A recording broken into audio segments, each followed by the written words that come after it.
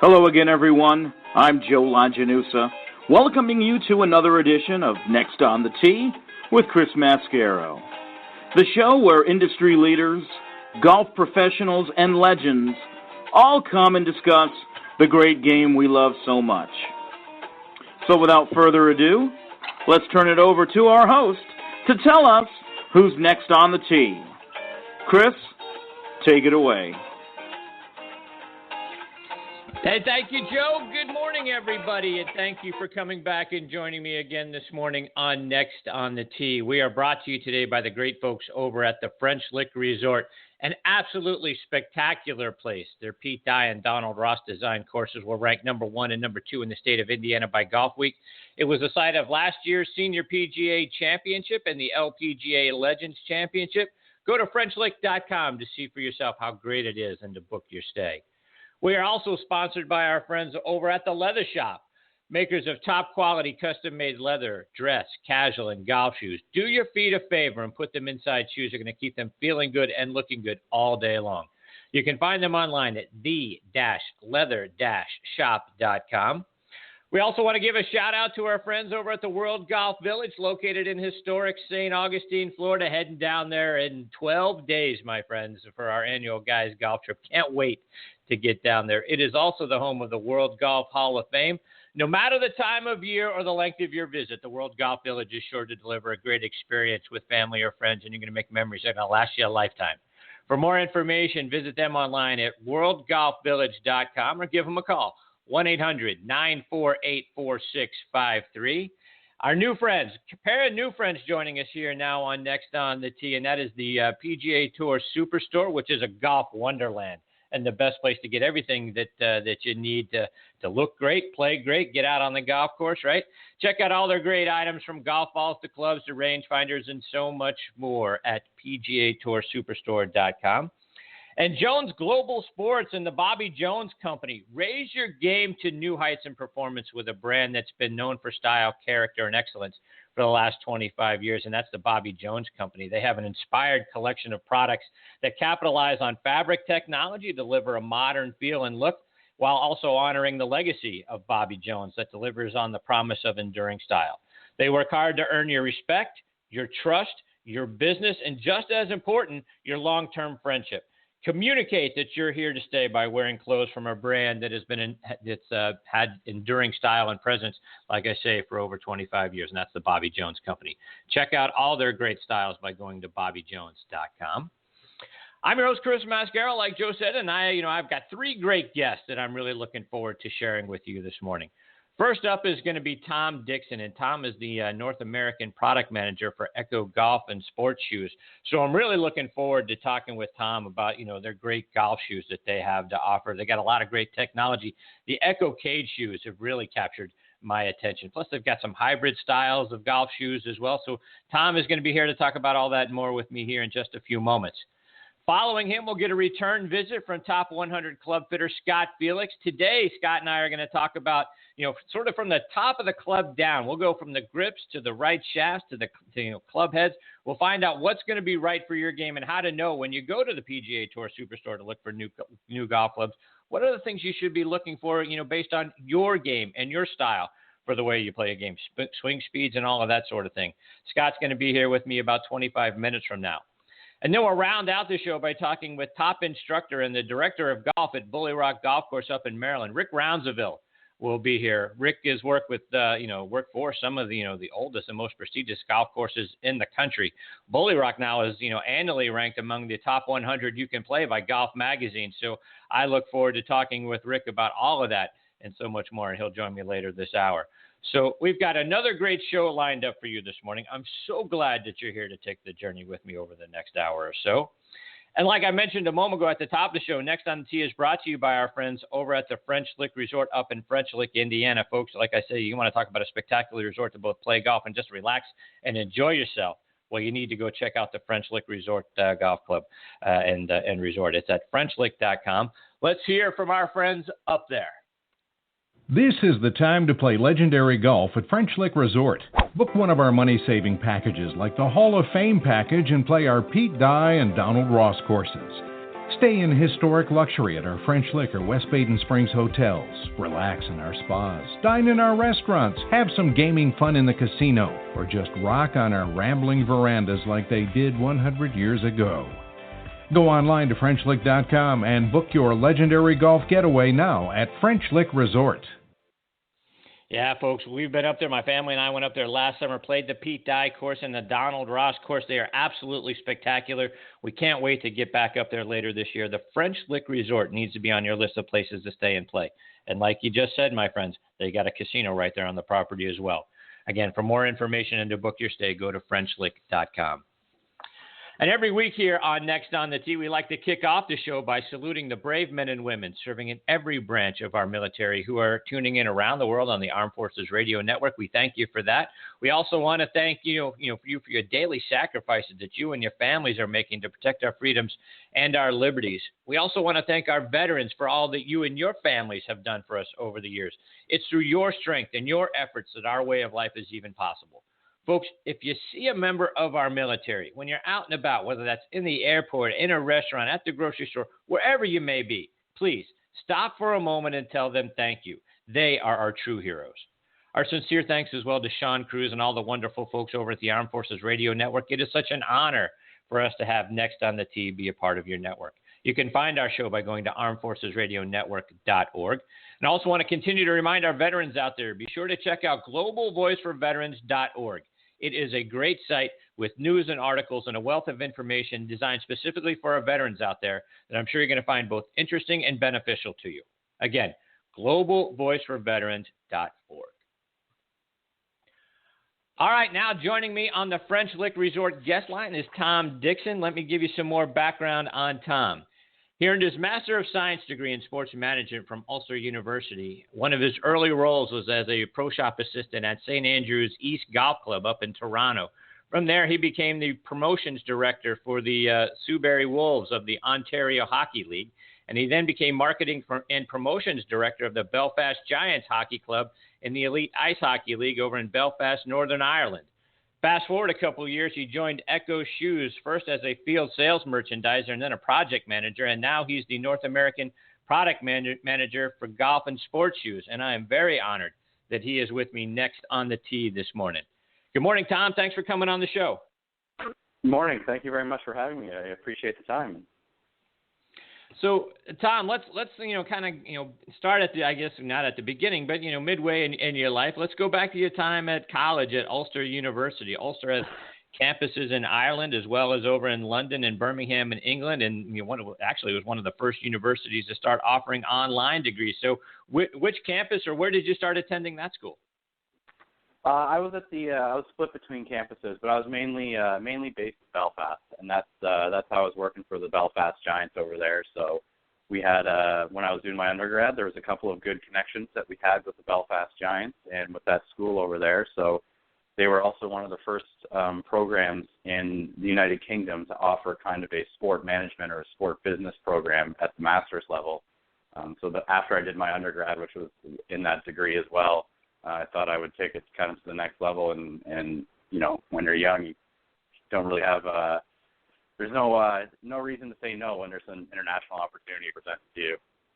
Yeah, and to that point, Tom, you're very well traveled from your roles, whether it was over in Ontario, Canada, and Belfast, Northern Ireland, back to Ontario, over to Denmark, now in New Hampshire here in the States. Of the places you've been, I'm imagining you've got to play some pretty great golf courses and do some pretty cool things. Yeah. Talk about some of your favorite places to play and some of the cool things you've been associated with. One is when I was in Belfast, going back to that, I got to play Rory's home course, Hollywood. I actually bumped into Rory in Belfast once, and I think he was only 17 or 18 at the time, and one of the guys I was with was like, "You're a big golf fan, right?" And I said, "Yeah, absolutely." He's like, "Look over there." And I turned around, it was Rory, so I was kind of starstruck at that point. But I played, Scotland. I love playing in Scotland. I've been up there with work and played up there as well. Being a Canadian guy and being from the Toronto area, I think that there's a lot of beautiful courses in the Toronto area, especially if you go north into what we would call Muskoka or kind of our Lakes region or Cottage Country. There are some magnificent golf courses up there.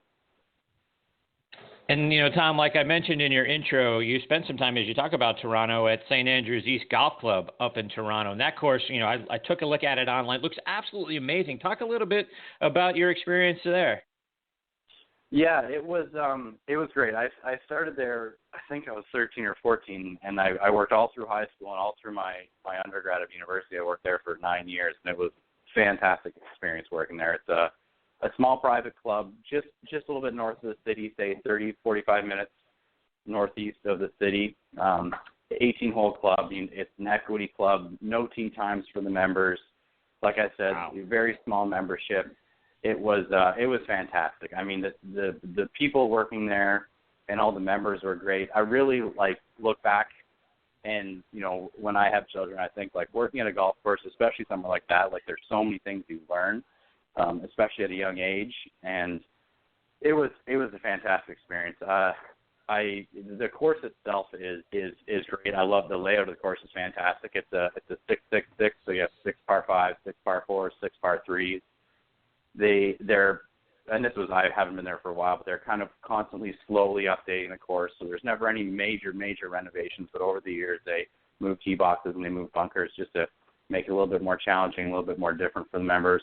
Lots of great member events as well. So it was a fantastic place to work. And I can say that, one of my life goals is to, if I move back to Canada eventually, is to join that club.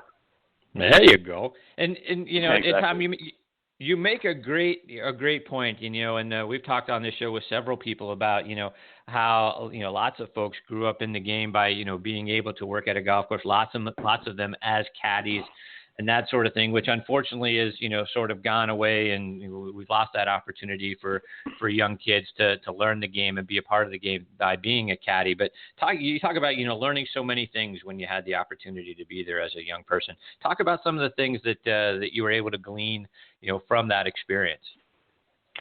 I think if you look, I look back at it was my first real job, right? And like I said, it's a very high-end private course, so there's a lot of, influential people who are members there, and, all of them are extremely easygoing people, and they're all very friendly. But from a young age, you learn how to, because I was working in the back shop, you learn how to start conversations with people if you're a little bit shy because they come off the golf course and, hello, Mr. and Mrs. Johnson, how was your round today?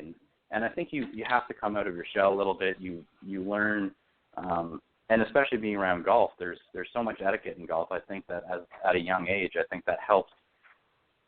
You have the etiquette in golf, but it also in terms of manners. You learn that there's,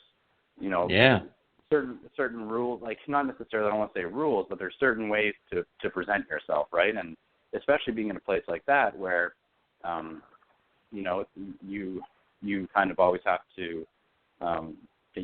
Any golf course, but especially being a young kid, you're really worried about being polite to everybody, and it's your first job, and you're nervous.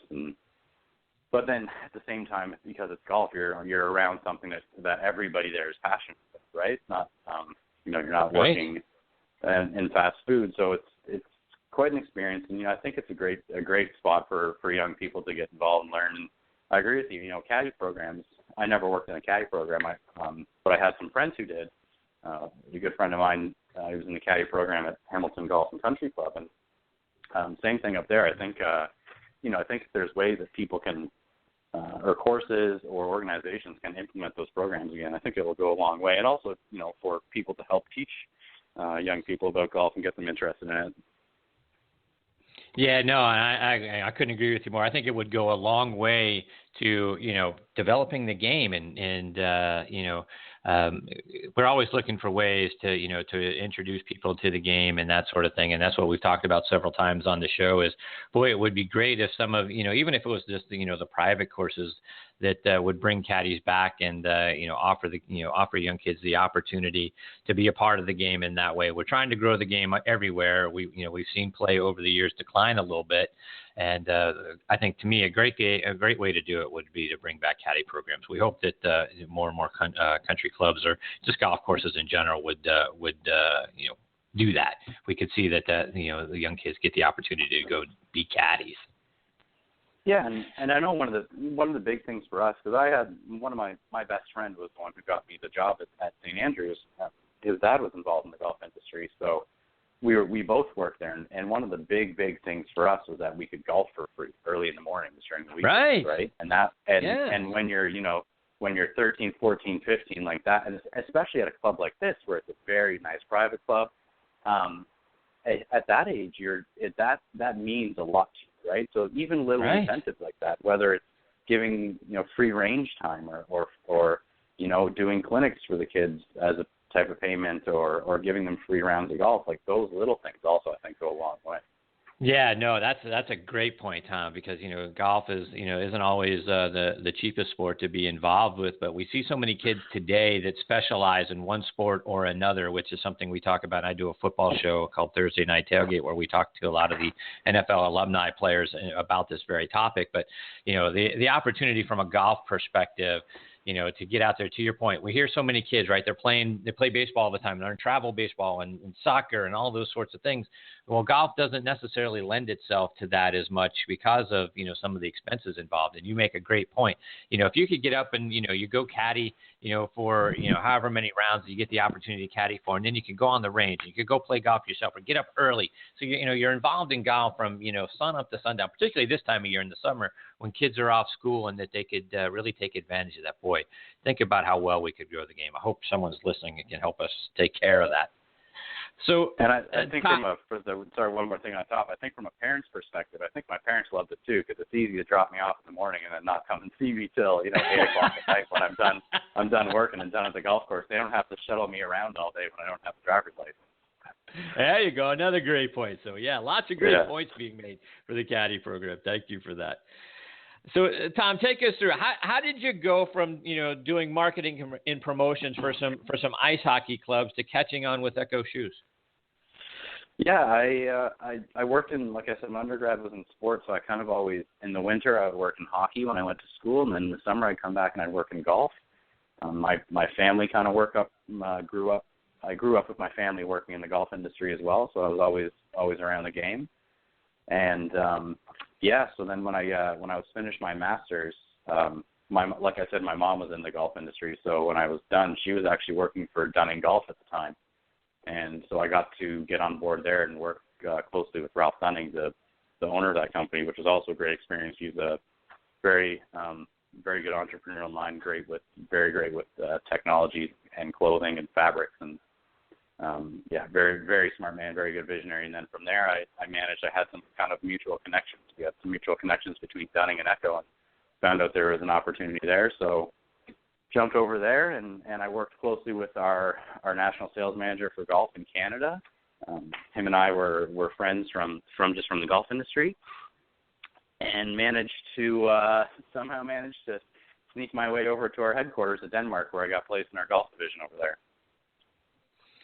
So you mentioned the run-in with Rory a few moments ago, but you've had an opportunity to work with guys like Fred Couples and Ernie Els and Graham McDowell. Talk about being around those guys.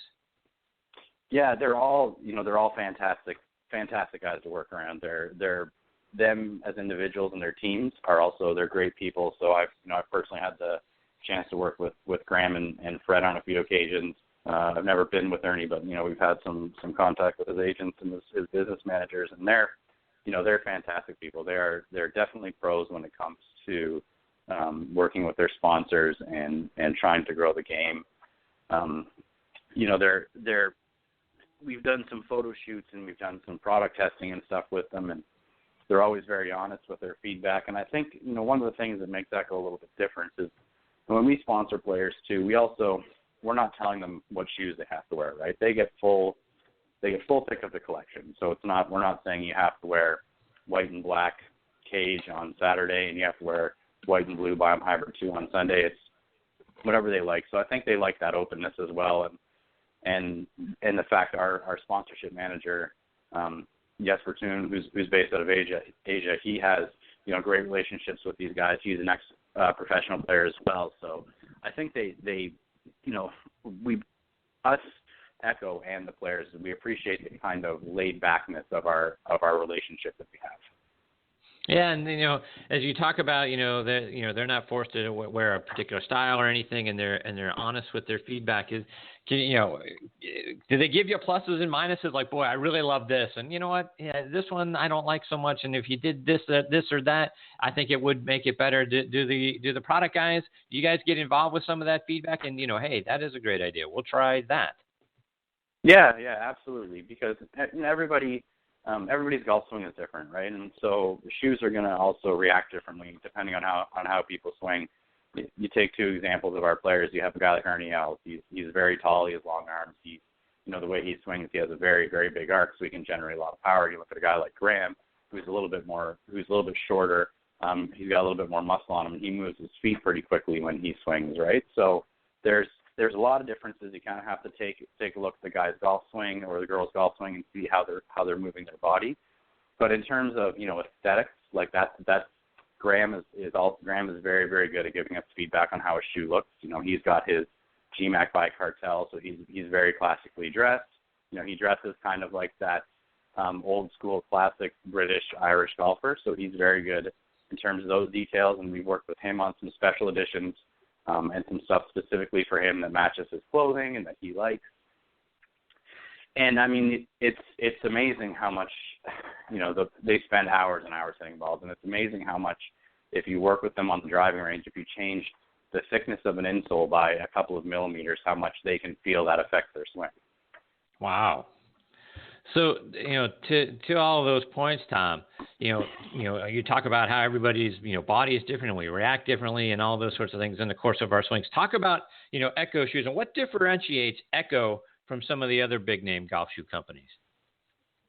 Yeah, there are quite a few things. So to start with the biggest one is we're a family-owned company. So we do, total as a company, we do men's dress shoes, women's high heels, we do casual shoes, and we're a very, very large shoe company. So golf is a portion of that, but it's all individually owned by one person. So it's a Danish company, and you can really feel that family-owned corporate culture. It doesn't matter, and I've worked at headquarters, I've worked in Canada, I've worked here for ECCO, and it's always the same corporate culture no matter where you go, which is, as an employee, is fantastic. It's easy to attract new employees to the company. The turnover is also really low because people feel a sense of connection to the family, but also to the brand and the values of the brand. Another thing that's really unique about us is that we own the entire value chain. So we're completely vertically integrated. We call it from cow to consumer. So when you start with making a shoe, the majority of our shoes, and I would say at this point kind of 80-90% of our golf shoes are all leather uppers, which you don't see too much anymore. So we actually own all of our own leather tanneries. So all of the leather that you see in ECCO shoes is coming from an ECCO-owned leather tannery. And on top of that, we also we wholesale leather to other companies. So we're actually I think it's right now the 5th largest leather manufacturer in the entire world. Wow. So beyond supplying leather for ECCO shoes, we also supply leather to a lot of other brands, other shoe brands, handbag brands, clothing brands, a lot of high-end luxury brands as well. And then from there, after we have all the leather, all of our shoes are made in, all of our golf shoes are made in our ECCO-owned factories. So we have factories all over the world. We have factories in China, Thailand, Indonesia, Slovakia, Portugal, and we have a small one in Denmark as well for R&D. But all those factories are owned by ECCO. So everybody's paycheck has ECCO on it. The machines and the processes are exactly the same. So if we make a shoe in Portugal or we make a shoe in Indonesia or Thailand, it's the exact same process and the exact same materials that are making that as well. Wow. So let's talk about some of the individual styles of golf shoes that you guys have, Tom. First, the ECCO Cage golf shoe has really captured my fancy. Talk about what the Cage is and how it can help, stabilize us during our golf swing. Yeah, so the way we make all of our golf shoes, it's a direct injection process. So what it is that to kind of make it simple, there's no glue or cement. The shoe ends up being one piece. So the midsole is polyurethane, and you have the upper that sits on the last of a shoe, which is where the leather is, and then the midsole and the outsole are all combined together. So if you cut that shoe in half, you'd actually see the leather going into the midsole. So it's the easiest way to explain it is it's like a one-piece shoe with no cement or glue. So wow. where we inject the midsole, if you look at the cage, there's what looks like it's a cage up the back of the heel. So with a lot of golf shoes, the tendency is you sit maybe a little bit higher on it, and some of the feedback and research we've done is that a lot of golf shoes you tend to kind of roll off the front of the shoe a little bit, and you lose a little bit of the stability, especially through your follow-through. So that heel cage gives you a lot more stability in your backswing and your follow-through, especially as you're transitioning your weight. So you're not moving as much in the shoe. There's a little bit, the toe of the shoe comes up a little bit higher as well, because sometimes if the toe of your shoe is slightly soft or the material is a little too soft, one, it kind of wears down the material that's there, but two, it can feel slightly uncomfortable on your follow-through if you're kind of feeling your toe touching the ground. So we've added a little bit of substance there as well. And then the outsole, it's a Champ Slim Lock system, so Slim Lock helps with a little bit of a smaller receptacle to reduce some of the weight. And then what we've done is there's a different component of called TPU, or thermal polyurethane, on the outsole, and it's just a little bit harder density, so it gives you a little bit more support on the outsole. So let's talk about the Biome and the Biome hybrid shoes, which, they look absolutely fantastic, by the way. So what are those types of shoes designed for, and how do they differ from the ECCO shoe? Yeah, so the Biome was actually a concept that we came up with in our sport division when we came up with a running shoe. So what we originally done, we had scanned 2,500 runners' feet, and we came up with an anatomical last. So if you look at the Biome hybrid or the Biome G2 or Biome Hybrid 2 shoe, the shape of the shoe looks kind of funny if you look against a traditional shoe. But if you think about how your foot is shaped, it curves your foot a lot more. So it's an anatomical last, and you sit a little bit lower to the ground, so you have a little bit more of a natural movement.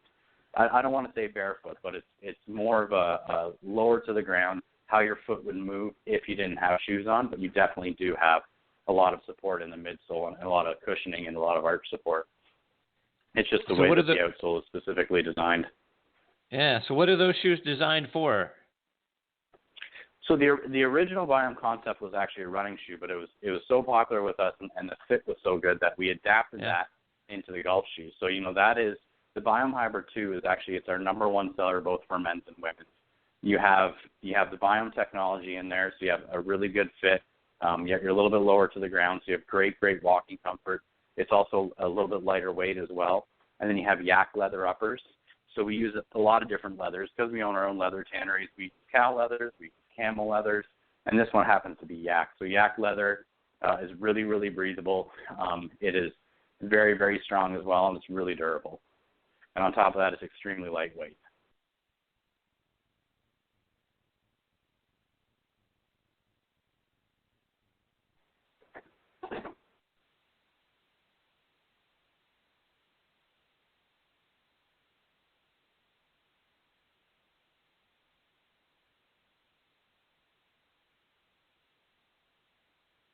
Tom, did we lose you? Oh, no, I'm still here. Sorry, I'm not sure what happened. Yeah, neither am I. All right, it was great that we got you back. So we were talking about the Biome 2s and how those are, specifically designed a little bit differently and a little bit lower to the ground. I think we lost you about midway through that. Yeah, so it's an anatomical upper. It hugs your foot a lot better. You have a really good fit on it. It's designed to be a little bit lower to the ground, so you reduce weight, but you still have great comfort and great arch support in the shoe. You have our EDTS outsole, which was the first hybrid outsole that we did, so they're great to transition from the golf course to off the golf course. And then on top of that, you have a yak leather upper. So we own all of our own leather tanneries, so we do cow leather, we do camel leather, and this one happens to be yak, and yak leather is very, very strong. It's very lightweight. It's very breathable. So you have a lot of technology in one shoe. And the Biome Hybrid 2 is the best seller for men's and women's. And then you've got sort of another offshoot from there, right? The Speed Hybrid. How are those different? Yeah, the Speed is a really good shoe. It's a trendy shoe, right? So that one is designed because we're a footwear company, right? We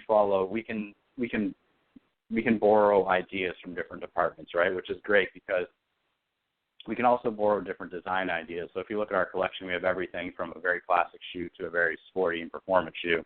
And that's because we're a shoemaking company. So this was actually an idea that was born out of one of our casual divisions. It's a speed hybrid. If you look at what is selling in terms of casual shoes, retro sneakers are probably the biggest trend right now. And you can go out and you can see lots of people walking around in tons of different brands with retro sneakers. So this is designed to be a retro sneaker. So this is actually a combination of camel leather.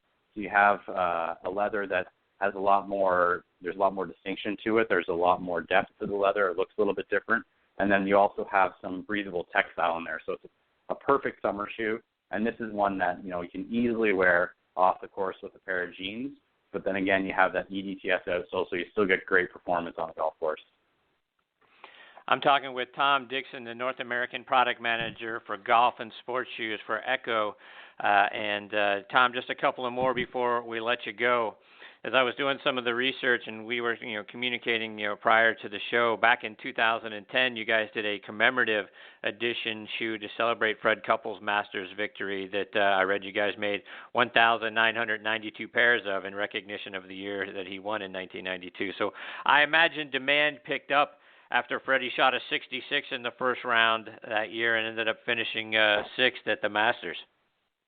Yeah, so in 2010 was a really big year for us because that was the first time that people really saw a hybrid shoe in competition. We had released a shoe actually a year or two before, and people kind of looked at it and they're like, "What's no golf shoes are supposed to have spikes. We've never seen this before."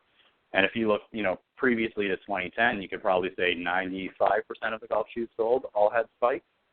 So Freddie came out and he wasn't wearing socks, and he was wearing our first Golf Street, which was the first shoe we did a hybrid outsole in. And I believe the announcers, and don't quote me, but I believe the announcers, his quote was, "Fred is out here in tennis shoes and he's not wearing any socks." And I think that was some of what was put in print as well. So, and he shot a 66 wearing hybrids, no socks, and a lot of the things was people were asking about them after, and he said, well, he got great comfort from them. So our demand after that for that shoe just skyrocketed and blew up, and that was kind of a big step for us, and also a big step for the golf footwear industry. Like I said, previously to 2008, probably 90-95% of shoes sold that were all spikes, and if you look today, it's about 50-50 of spikes and hybrids. And that was only, 6 years ago. So what's next, Tom? What's next for ECCO golf shoes? Any new technology that we can look forward to seeing? Yeah, so we just launched an update of the cage. So the cage now, we put a textile upper on it with polyurethane webbing. So what we've done is textile tends to lose its shape and get loose a little bit. So we put this a cage webbing on top, which is a PU, so it really holds the shape of the shoe and the fit. And then you have a really nice breathable textile. We've done it in some great sporty colors, so it's a very performance, very fast-looking shoe. Then you still have all the cage technology with the PU heel cage to give you a little bit of extra stability. And then next year for 2017, we have some new, really, really good stuff coming out. You'll see a little bit of it. January is kind of when it launches. Around the PGA show in Orlando, we're going to have a big launch there as well. So we're working with a couple of really, really big technologies. We're going to do a little bit to innovate in the hybrid section as well. So we have some really good stuff coming next year. I'm excited that we have so many new products. Yeah, no, it sounds great. So, Tom, how can our listeners follow you and follow ECCO both online and over social media so we can stay up to date with all the great new things you guys are doing? Yeah, so our Instagram account is at ECCO Golf. Our Twitter is ECCO_golf.com, and then we also have ECCO Golf Facebook page as well, so you can follow along there. There you can get updates on our product information. You can get updates on our players, updates on launches, and any contests and stuff we're doing. So those are the three best places that you can find ECCO Golf. Fantastic. Tom, thank you so much for taking time out of your morning to be a part of the show. It was great having you here. Very excited about ECCO shoes. And for folks that aren't as familiar, ECCO is ECCO. So ECCO.com. ECCO.com is where you can find out all the information. Tom, again, thank you for being here. I hope you'll come back very much for having again me, sometime and be a part of the show. It was great having you here. Absolutely. Appreciate the time. Thanks very much again. All right, take care, Tom. Enjoy your weekend. You do the same. That was Tom Dixon, and Tom, again, is the North American Product Manager for golf and sports shoes for ECCO Golf. And, again, ECCO.com. Great stuff. They got a lot of great shoes, very stylish. And, like I say, that ECCO cage shoe has certainly captured my imagination. I'm going to hopefully get the opportunity to try those things out. So thanks again to Tom Dixon for being a part of the show this morning. Before I get to my next guest, Scott Felix, who's hanging on the line, I want to give a shout-out to our friends over at the World Golf Village, located in historic St. Augustine, Florida, just south of Jacksonville. World Golf Village is the ultimate golf vacation destination and a true paradise for fans of the game. The Village, as it's often referred to by the locals, is the home of the World Golf Hall of Fame as well, where the world's greatest players and contributors are honored and recognized. They have got 70,000 square feet of displays, trophies, personal memorabilia, all that great stuff you get to see when you go there. The World Golf Village boasts 2 championship golf courses, including the King and the Bear, co-designed by Arnold Palmer and Jack Nicklaus, and the Sam Snead and Gene Sarazen masterpiece, the Slammer and the Squire. Golfers can look forward to, tuning up a game. You get there and you say, you know what, I need a little tweak before I get out. Well, they've got a great golf school there at the PGA Tour Golf Academy, featuring the latest in learning technology and world-class instructors as well.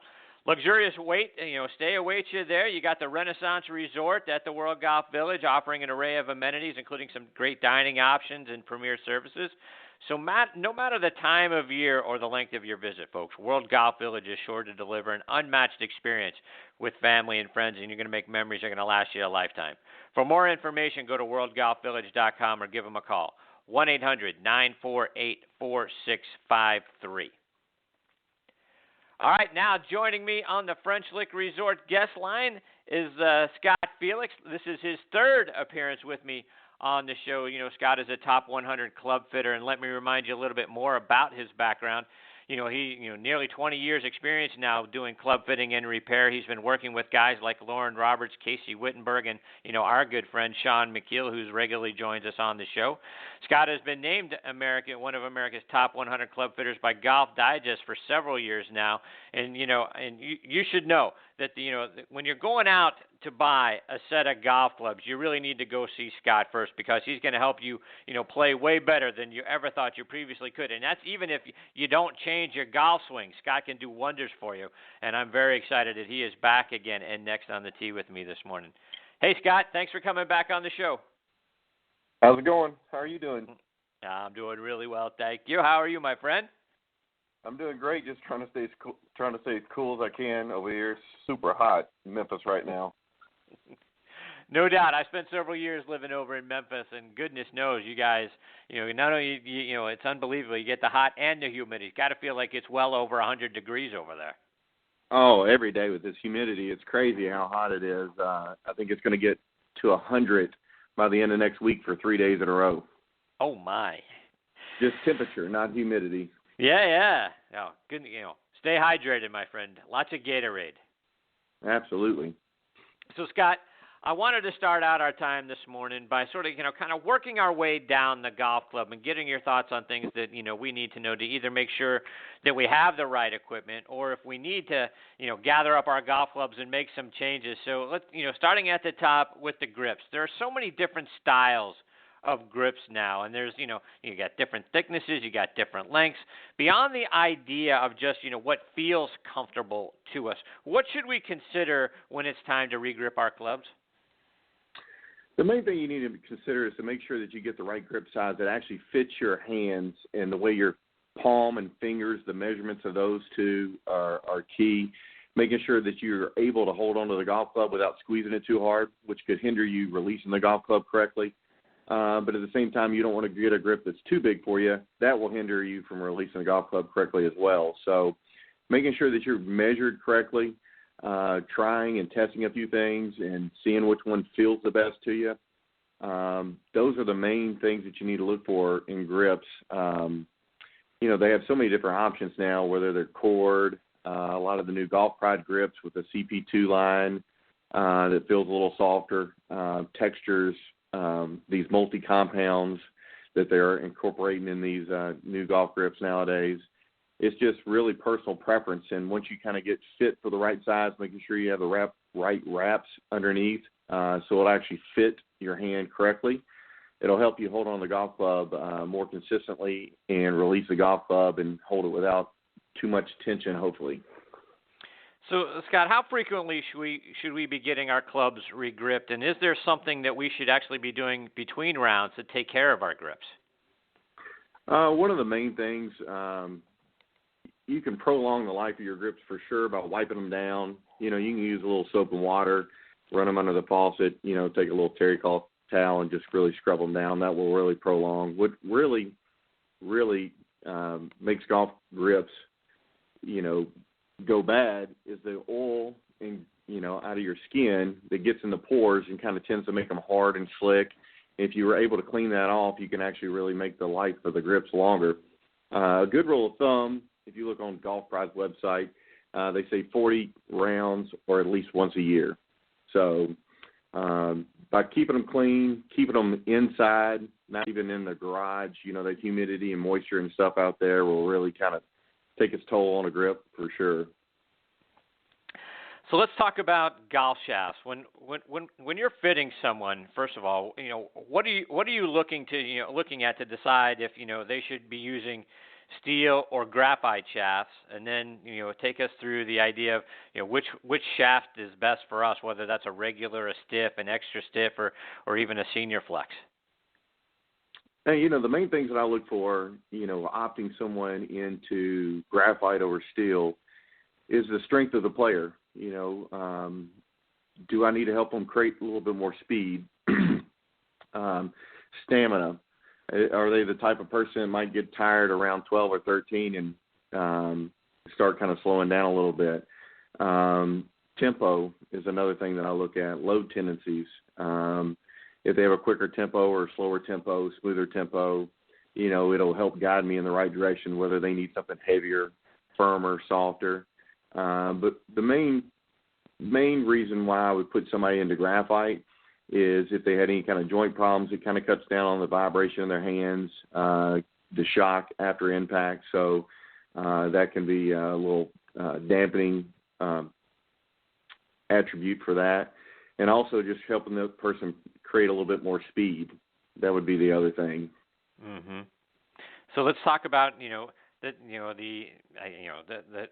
flex, if you will. So how do what is the way for us to determine, do I need a regular flex shaft? Do I need a stiff shaft? Do I need an extra stiff shaft? If I'm a little older, I need something a little lighter, the senior flex.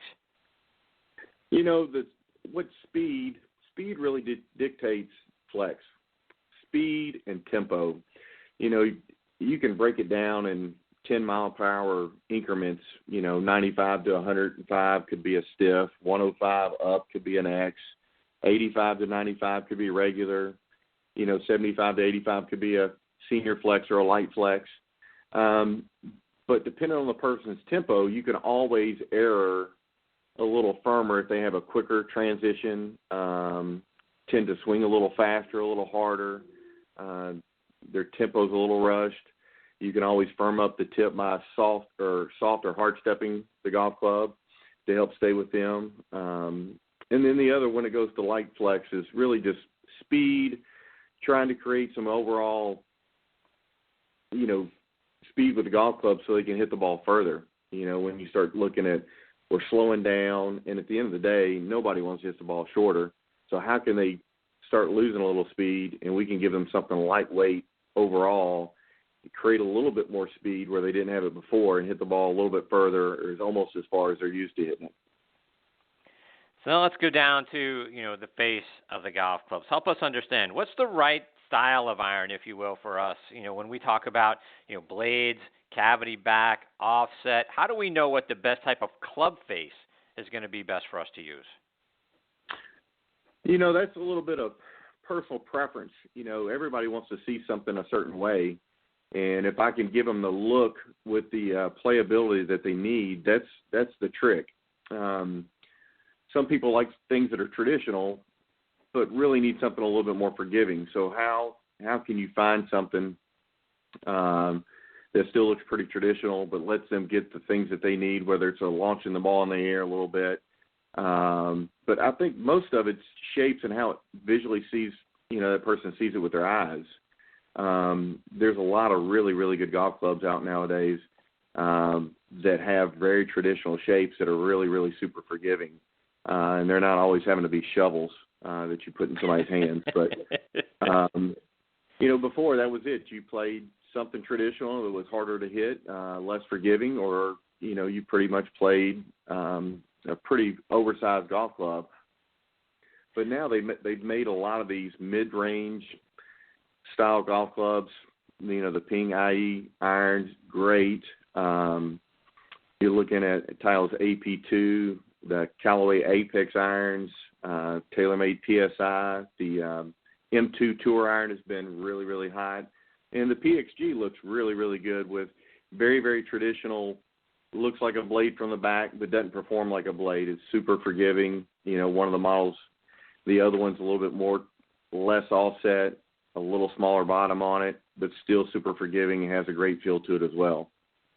Yeah, you mentioned the PXG, and I want to get to the PXG golf clubs here in just a minute, Scott. But you alluded to something a moment ago, and we talk an awful lot on this show, Scott, about the mental side of the game of golf and the look that a golf club has, right? And particularly I think from an irons perspective, as we look down, there's a great deal to it, right? Just the look of the golf club, because if we don't like how it looks to our eye, it plays to the confidence that we have in it. It might be a great golf club, but if we don't look at it and it doesn't inspire confidence in us, just on how it appears to us, that makes a great deal of difference, doesn't it?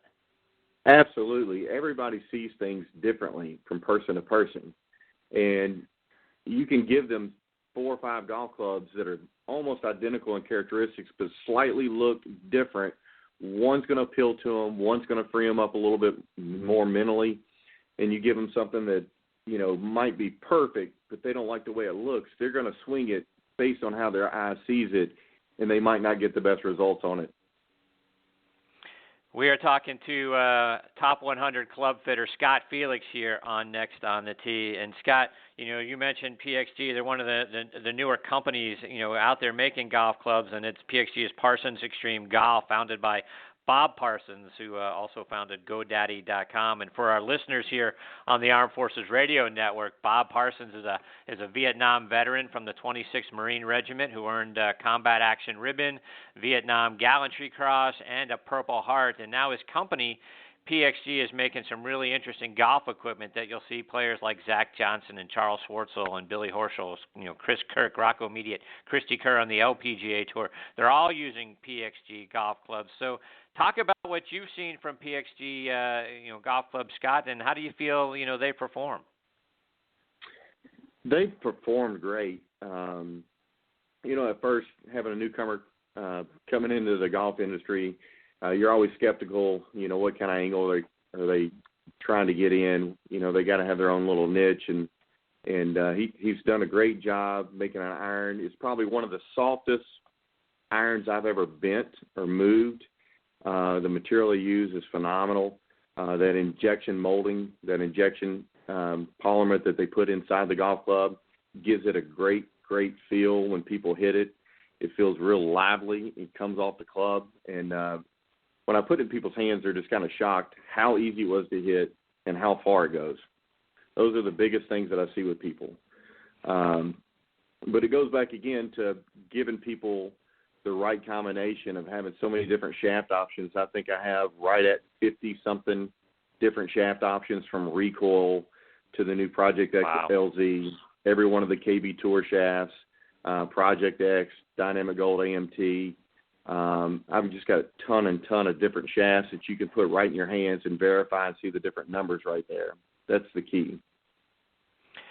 So, Scott, just a couple more before we let you go. And we talked about grips earlier on, but we're seeing lots of new styles of putter grips coming out on the market. Superstroke has been out there now for a few years. Lambkin has a square putter grip. Flat Cat is a newer putter grip that, if you listen to Golf on the Radio, Hank Haney is doing a lot of advertising for those folks.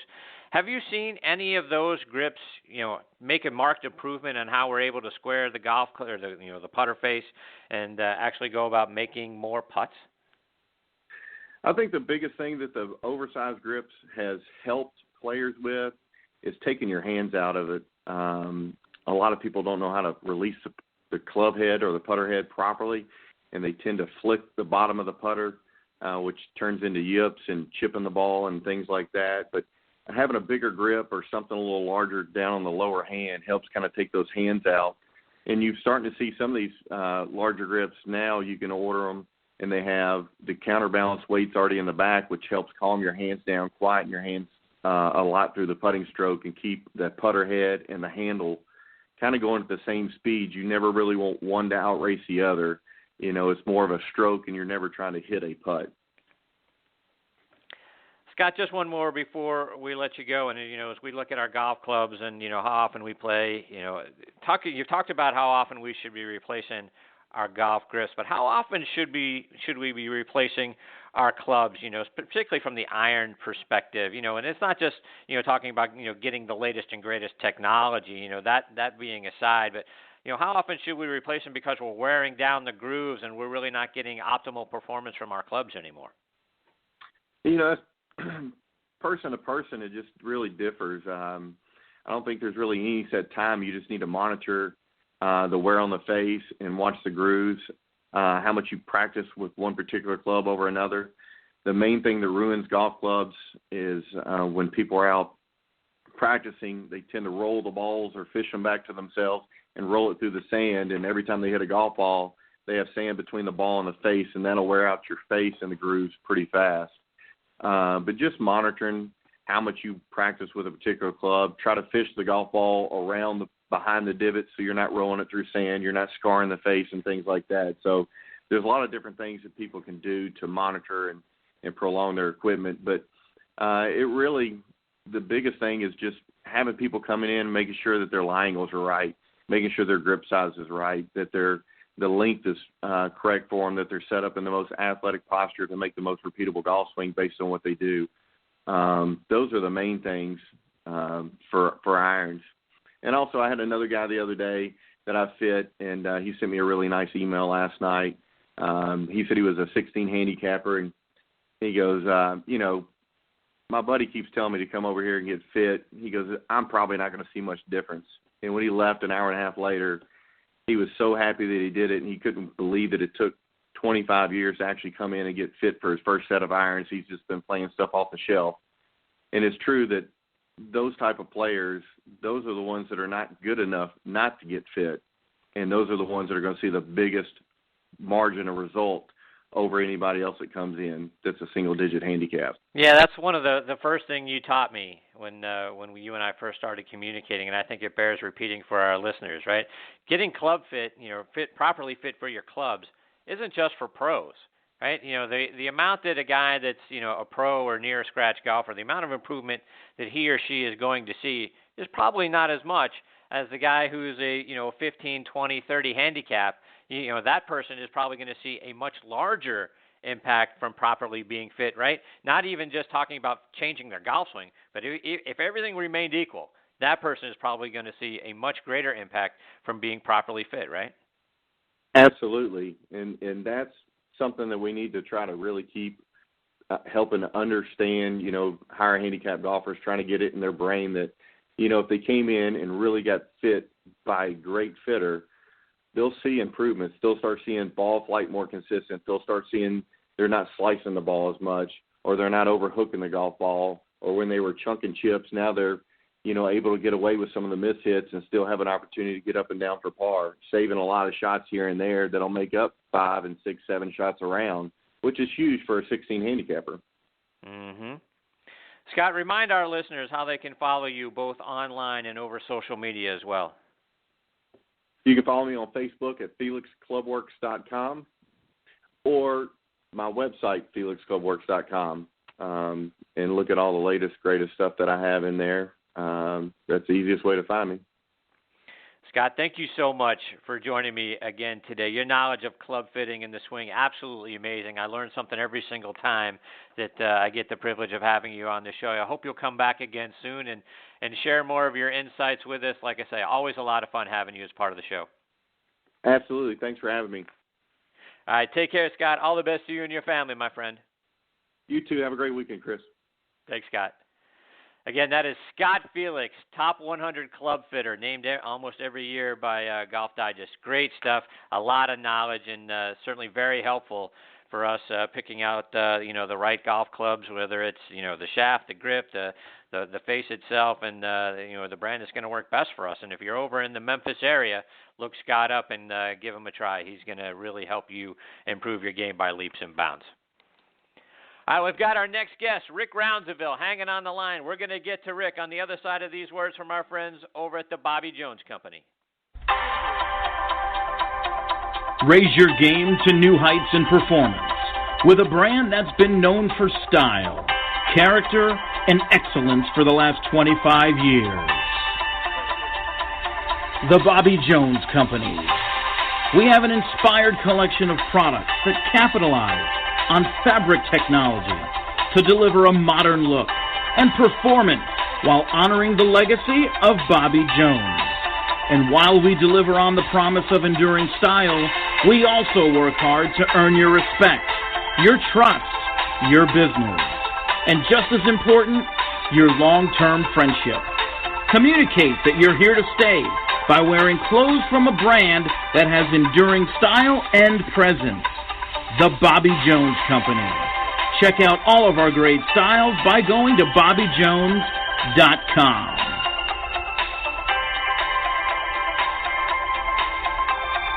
You're listening to Next on the Tee with Chris-Mascaro, heard around the world on the Armed Forces Radio Network.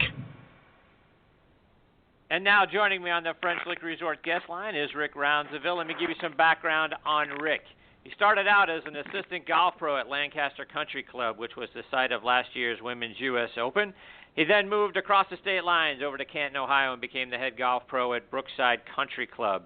He then did a year stint as an instructor at Sheffield Pace Golf Course and golf school, I should say, down in Vero Beach, Florida. Since 1997, he's been the director of golf at Bulle Rock Golf Course up in Maryland. Bulle Rock has been named one of the best golf courses anywhere in the country, ranked as, consistently in the top 100 golf courses that you can play by Golf Magazine, and the best golf course in the state of Maryland. Rick was recognized as the Middle Atlantic Merchandiser of the Year for public golf courses in 2001. Golf Magazine has also named him one of the top teachers of the game and one of the tops in the state of Maryland, and I'm very excited to have Rick next on the tee with me this morning. Good morning, Rick. Thanks for coming on the show. Good morning, Chris. Great to be here.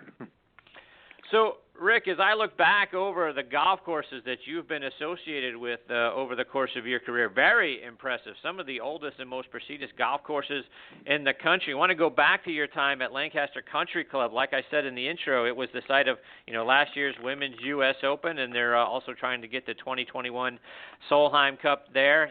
They set an attendance record last year there for the Women's Open. Over 135,000 people turned out to watch that event, and it's like I say, very historic. It goes back to the year 1900. So curious. How'd you get? How'd you catch on there, and what was it like being such a part of a great golf course?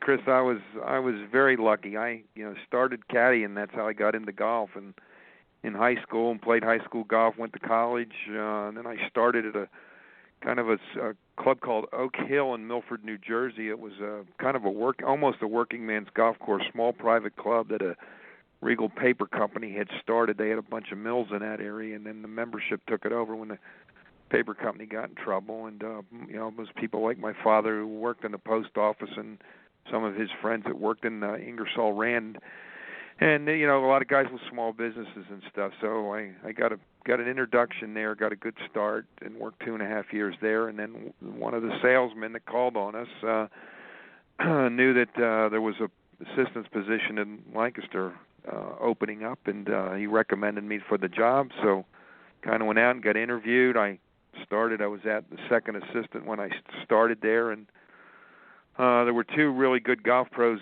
Bob Bourne, who had just come off the tour, that was the first assistant, and there was another one, Dave Collingwood, who lived in Lancaster, that worked at Lancaster Country Club. They had both worked for John Abernathy there, who hired me, and they spent a lot of time with me, really helped me. I really learned to play when I went out there, and it was just such a great club. It was, when I got there was a 10-year waiting list to get in. Wow. The membership was phenomenal. My wife actually ended up working in the golf shop with us, and the membership kind of treated us like family. It was really great. There were so many great people there. I made a lot of contacts and everything else, and went from there to again, that was through contacts of some people that had come to Lancaster, and it was actually Brookside in Allentown, PA. So 11 years there, and then I went out, taught full time, and that's when I was taught in the winters with Ted Sheftick, who was a top 100 teacher, and Roy Pace. They had a golf school in Florida every year, so I kind of worked with them, and then a couple people from Lancaster were involved in opening up Bulle Rock, and so they came and got me, and when they said it was going to be Pete Dye and they wanted to make it one of the best courses on the East Coast, I knew it was going to be good, and so I came down and opened it up and actually got hired over a year ahead of time, and it's really one of the job I really never even applied for. So I was very fortunate. Fortunately, I had a good reputation as a club pro and everything. So, and then came down here, and when I was at Brookside, I got the opportunity to go through, and they built a brand new clubhouse, and went through all that there at Brookside, and then you don't get the opportunity to come down and open up a golf course very often. And our original owner said, he said, I don't care what you do it the right way. So it was, it was fun to do that, fun to get this thing open, and kind of get your vision and the owner's vision of what you wanted, and to put it into operation. So 19 years later, here I am, still here. Right, and to your point, you were there before there was a Bulle Rock, if you will, before it actually opened up, and it's a wonderful Pete Dye layout. Talk about what it was like, kind of watching the golf course take shape, and what people can expect when they tee it up at Bulle Rock. When I first came down, they had just sodded 3 of the holes. The back 9 had been cleared and was rough, and just even at that point, just walking the golf course, you knew it was going to be good. Pete did such a wonderful job here. It's maybe if I could say, it's maybe a little bit different Pete Dye golf course, but it was built to hold a major. There's a lot of mounds and things around the greens, and that can handle crowds very easily. And we originally it was going to be a 36-hole resort, conference center, and spa, and just never got to that point, and changed ownership halfway through. But everything, this golf course integrity has been maintained, and it's just 18 wonderful holes. Every hole goes in a different direction. No hole looks the same. There's a great mix of long holes, short holes. We've got 5 different sets of tees for people to play. If you play the right tees, you can have a great time here. There's really no forced carries, but every hole is kind of screened in an entity of its own. It's just, from my standpoint, professionally, as good as anything I've played anywhere I've been. It's just a really neat place, and the original goal or vision of the owner was to build the world-class golf course that anybody could come and play, and that's what he set out to do. And it's like he said, a lot of people say they're going to do that, but not many people accomplish it. But he truly did. So, and it's we've got a wonderful staff here, very good superintendent, great green staff, and they take a lot of pride in what they do, and the goal here is tournament conditions every day, and we've been able to maintain that. We just had the state open here this past week, Monday, Tuesday, and Wednesday. The golf course is in great shape, and it's just a really neat golf course to come and play. And Rick, you talked about being there, watching the first 3 holes being sodded, and walking the golf course. Did you get an opportunity to either walk the golf course, walk the layout with Pete Dye, or sit and kind of hear his vision as the course was taking shape? Yeah, we did. We had not too much.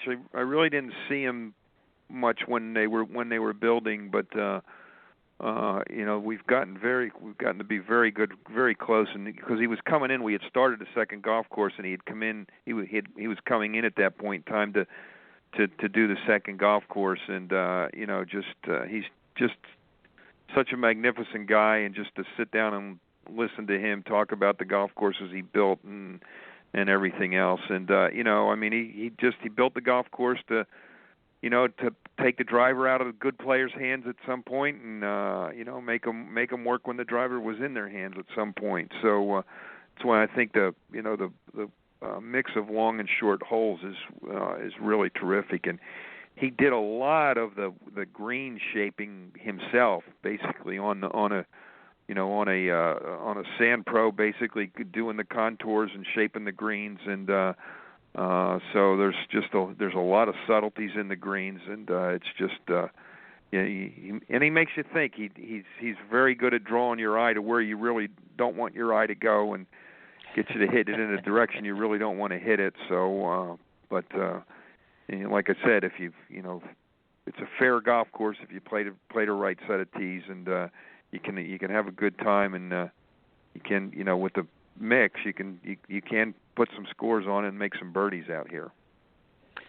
So, Rick, take us through the golf course a little bit. Like you say, as I looked at it online, it looks very fair, particularly in every golf course is right. You keep the ball straight and you keep it in the fairway, keep it in play, you're going to be fine. But particularly at Bulle Rock, you mentioned there's, not a lot of force carries, not a lot of trouble in front of the greens, but if the ball starts to go sideways, you could be in for a rough time. If you go sideways, there's a lot of fescue. Once you get off the fairways and out of the first and secondary rough, there's a lot of fescue, and if it's in there, a lot of times you don't find it. So, but I think both the start on both nines is kind of very similar.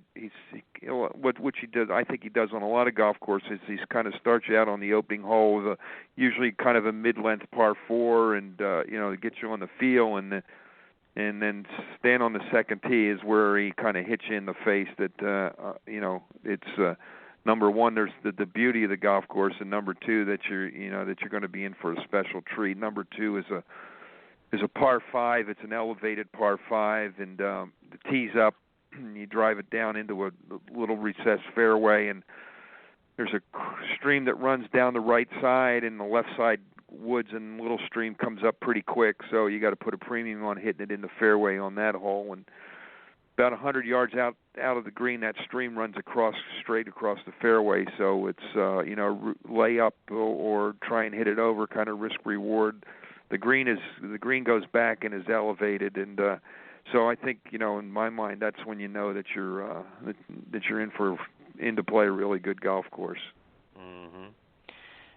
And Rick, one of the holes that really caught me was the 9th hole. It's a dog leg right. There's some water and some bunkers off the tee along the right side. You mentioned a moment ago, Pete, trying to get you to do some things you probably shouldn't be trying to do. It looks like you could drive over the water. It's a narrow landing area if you make that choice, and the green looks, very narrow from that angle if you try to approach it that way. But it seems like, Pete might be trying to trick you into thinking, go this way, when perhaps, staying to the left and playing it differently is probably the better play for you. Take us through that hole.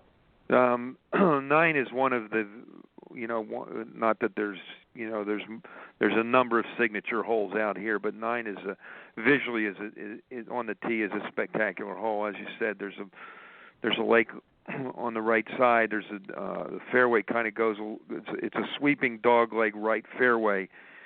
And there is a fairway that's over the creek, and that's I think your eye immediately goes there and to take the shortcut over. But as you said, the green is very narrow, so you can go that way, but you don't have a lot of green. You've probably got about 10 yards on that green that you can put the ball in to keep it on the green from that standpoint, and you have to fly it over the bunkers on the right side to begin with. The play is to hit it up. Up into the fairway. There's as that fairway makes its turn, there's 3 or 4 bunkers on the right side of that fairway, and the shot is to hit it over top of those bunkers out into the middle of that fairway, and then you're looking straight in, and you've got a shot into the full green. So it's really the way to play. But that's a I think a Pete's trait that he'll try and take you somewhere where you really don't want to go. Mm-hmm.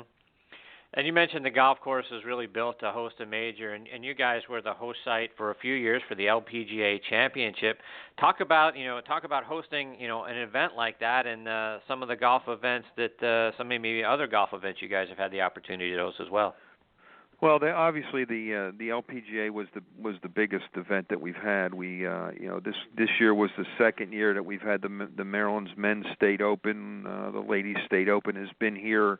Was here early on, for about the second year that we opened. We had the Ladies State Open, and they're now scheduled to come back in 2018. So those are, from that standpoint are big golf events. But we've had a couple of our own pro-ams. The PGA, Maryland Mid-Atlantic PGA has has events here from time to time. We've had the Pro Scratch and a couple other things that the section has. So the golf course has always held its own. We have numerous outings, corporate outings and charity outings. There's a couple really big charity outings here. One for Ronald McDonald House. The Ripkins have a big tournament here for the Cal Ripken Foundation, which raises money to build the ball fields in all the inner cities. So, countless other charities. I think one of the things that we specialize in here is running those kind of events on a day-to-day basis. And obviously, with being public, we can take those on different days of the week where maybe a lot of private clubs can't. So, so I think we've got some advantages here too. And it seems like most of the time when groups bring their outings here, the numbers of participants go up. So I think that's a tribute to the golf course that people want to play, and obviously that helps the events raise more money. So, great spot to do that. Yeah, absolutely. And Rick, our show goes out over the Armed Forces Radio Network, and Bulle Rock, I believe, is just down the road from a military base, right? Right. We have the Aberdeen Proving Grounds is right down the road. 4 miles down is the gate to go into the Proving Grounds. So, we have some different things from the military standpoint. We have some military discounts for the active military people that are here stationed on base. We have one of the things we have here is 4 different frequent player packages that people can purchase to play here, to play if they want to come and play golf a couple times through the course of the year. And we have reduced rates for the military people for those too. So we just actually yesterday had a group here from the base that was raising money for one of the military charities. So it's nice to have those people here. We work with the Folds of Honor on Labor Day weekend and to raise money for that through the PGA of America. So we do try and do some things that can help those guys for all they do for us. Absolutely, and thank you for doing that. That's fantastic stuff. And just a couple more before we let you go, Rick. One of the top teachers in the country is Tom Patry, and I've been blessed to have Tom as part of the show on a few occasions, and he's now teaching out of Bulle Rock at different points. Talk about having Tom on site with you guys. Tom's great. When I was up in Allentown teaching full time, one of my students had come to me and said, you really ought to go try and touch base with this guy. He was up at Westchester Country Club at that time in New York. He said, I think you have a lot in common. I think you two would get along very good. And so I just called Tom on the phone one day and said, I'm teaching at a range facility here, and you were recommended to me, and I'd like to come up and watch you teach. And Tom said, come on up, and we came, got there about 7 in the morning. He met me. We sat down and had breakfast, and spent the day with him, and that was before I came here, so that was 20 years ago. So we've been close friends ever since. Tom visits a lot, and he's been a very good friend. He's been a big help, great teacher. Really good guy for golf. Really takes pride in what he does. Obviously he's brought along a lot of good people, worked with tour people, and he's just as good with beginners. And it just so happened that it worked out that he's here this year. He's here a month. In fact, he'll be here. He'll be rolling in Sunday night to be here next week with us for another week. And so we kind of do some clinics together with, and he'll do some teaching on his own. And obviously he'll bring some people here to Bulle Rock that haven't been here before. So with some of his golf schools and individual, sessions and stuff. So very lucky and very, very fortunate to have Tom here. I'm very fortunate to have Tom as a friend. Yeah, and I've been blessed and fortunate to have Tom on the show a few times. He is good people and a great teacher of the game, and always a great time when I get the opportunity to spend some time with Tom. Rick, before we let you go, let our listeners know, how can they follow you and all the great things that's going on up at Bulle Rock, whether that's online or over social media as well? Well, we have a Facebook page. We have, our website is www.bullerockgolf.com. You can get on there, and that gives you a pretty good flair of what you do. There's a Bulle Rock app that through one of our scorecard companies that you can get on to, and that'll give you, visual overhead look of the golf course. So those are numerous ways. We take tee times 30 days in advance, so anybody can book a tee time, and then you can do that right on our website. We've got everything here, all the amenities of what you'd expect at a private club are here. We've got just number one, the drive coming up off of Route 40 up through the golf course. It's a mile drive, comes up through the course, and you actually come through a tunnel, and the golf course opens up in front of you. And if that doesn't get you ready to play golf, I don't know what would. We've got a great 3-game short game area. There's a huge putting green at the first tee. We've got a wonderful 2-fairway driving range. We have caddies available, full-service locker room attendants on staff, all the amenities of what you would expect at a private club. And along with that, we've got a great food and beverage operation. We've got a very talented chef. Obviously you're in Maryland, so it's crab cake and crab soup area, and he's got a phenomenal crab cake. We have 3 different crab soups on the menu, so just a lot of great things, here to make it a special day of play. And for somebody that hasn't been here, I think you mentioned earlier, it's in Golf Digest and Golf Magazine's top 100 you can play, and within their top 50 on both lists. So I think that's a tribute with all the new golf courses that have been built, 20 years after us, that it's maintained the status, and it's maintained the integrity of of those ratings. So we're very, very fortunate to be here where we are. Yeah, really fantastic. The course looks absolutely spectacular when you look at it online. And for those that are going to go out there and book your tee time and go play out at Bulle Rock, you're looking at Bulle is Bulle.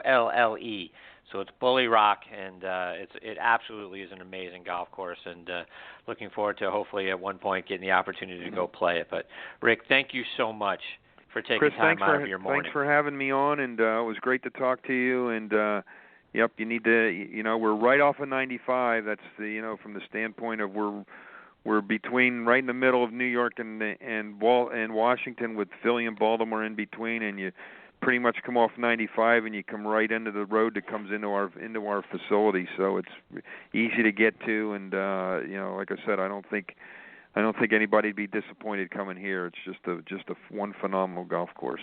Absolutely, and you're exactly right. I'm sure no one would be disappointed when they get the opportunity to tee it up at Bulle Rock. So Rick, now again, you got to get here and play. You kidding me? I can't wait to get there and play. It, like I say, it looks absolutely spectacular. I'd love to tee it up there sometime. Good. Rick, anytime, give me a call. I appreciate it. I sure will. So, Rick, thank you for being here. Again, thanks for coming on the show. We hope you'll come back, again sometime soon and update us on all the great things you guys are doing. We appreciate it. We appreciate your time. We appreciate what you're doing also for our friends in the military, and we look forward to having you back on the show again sometime. Thanks, Chris. Good to be with you. All right. Take care, Rick. Thank you. Bye-bye. That is Rick Rounsaville. Again, Bulle Rock. I'm telling you, folks, go online and check it out. You want to talk about a spectacular-looking golf course. And again, as we mentioned at the top, and Rick just mentioned a moment ago, in the top 100 courses that you can play, named by Golf Magazine, inside the top 50. Last I looked, it was 41st. It is an absolutely beautiful golf course, and Pete Dye does it right? And they do it right there up at Bulle Rock. So again, check it out online. And Bulle Rock again is Bulle. Bulle Rock. We thank Rick for being a part of the show, and thanks to Tom Patry, like I said, who's been a guest on the show a few times, for turning us on to Bulle Rock and his time teaching up there. So check out our friend Tom Patry, again, tompatry.com, if you're going to be up that way, and go say hello to Rick, go say hello to Tom, and play a spectacular golf course. All right, folks, it is time for me to put a bow on this episode, but before we close up shop, I want to remind you about our friend and partner, PGA Tour Pro Jim Estes, and the great folks over at the Salute Military Golf Association. Let's hear a word from Jim about some of the great things that they're doing. The Salute Military Golf Association was created to provide rehabilitative golf experiences to the brave men and women who have been wounded while serving our country. Hi, I'm Jim Estes, PGA Golf Pro and co-founder of the Salute Military Golf Association. With my adaptive golf program, we've successfully helped thousands of soldiers in their recovery, both mentally and physically. The SMGA has been providing family-inclusive golf experiences across the country since 2007. To date, the SMGA has equipped more than 1,000 warriors with properly fitted golf clubs and has extended its clinic series to more than 8 chapter and affiliate locations across the U.S. If you are a wounded veteran interested in participating, or if you'd like to learn more about the Salute Military Golf Association and find a chapter closest to you, visit our website at smga.org. We've seen firsthand how impactful golf can be in aiding one's recovery. The Salute Military Golf Association, empowering wounded veterans one fairway at a time. Visit smga.org. That's smga.org. Yeah, Jim and the great folks over there are doing some amazing things at the Salute Military Golf Association. To find out more information and how you can get involved, go to smga.org. All right, everybody, my sincere thanks again to Tom Dixon, Scott Felix, and Rick Rounsaville for making today's show so much fun for me to be a part of. I hope you really enjoyed it as well. I also hope you'll check out our sister show, Thursday Night Tailgate, with me and my co-host Bob Lazari and our announcer Joe LaGianusa. That show airs live every Thursday night from 8 to 10 p.m. Eastern Time. You can find it on the Armed Forces Radio Network. It's on Blog Talk Radio. You can stream it on iHeartRadio, Spreaker, TuneIn, Stitcher, Player.fm, SoundCloud. We're all over the net. Check out our site as well, ThursdayNightTailgate.com. You can stream or download any of our archive episodes from there as well. On Thursday Night Tailgate, every week we are joined by legends and stars from around the NFL. We're official partners of the NFL Alumni Association and the Gridiron Greats. Please also check out both shows on Facebook. Give us a like. That's important to us too, right? Next on the Tee with Chris Mascaro, Thursday Night Tailgate. You can find both shows online. This show, nextonthetee.net and ThursdayNightTailgate.com. From either one of our sites, you can stream or download any of our archive episodes for free, folks. And like I say, keep up to date with who some of our future guests are going to be as well. I can't thank you enough for choosing again to listen to this show. We know we got a lot of shows and podcasts you have the opportunity to listen to. We really appreciate the fact that you're making Next on the Tee one of them. Tell all your friends, please. The show continues to grow. We're so very grateful to our sponsors, for helping us grow the show, and to our great listeners that are, telling their friends. We hope you'll tell all of yours as well. We really appreciate that. Until next week, hit 'em straight, my friends. You've been listening to Next on the Tee with Chris Mascaro, where PGA and LPGA legends, pros and top instructors, and media members go to tell their stories. Join us the same time every Saturday to hear more stories about the game we love, from the people who love sharing those stories with you. It's all about the great game of golf. It's all about the great game of golf.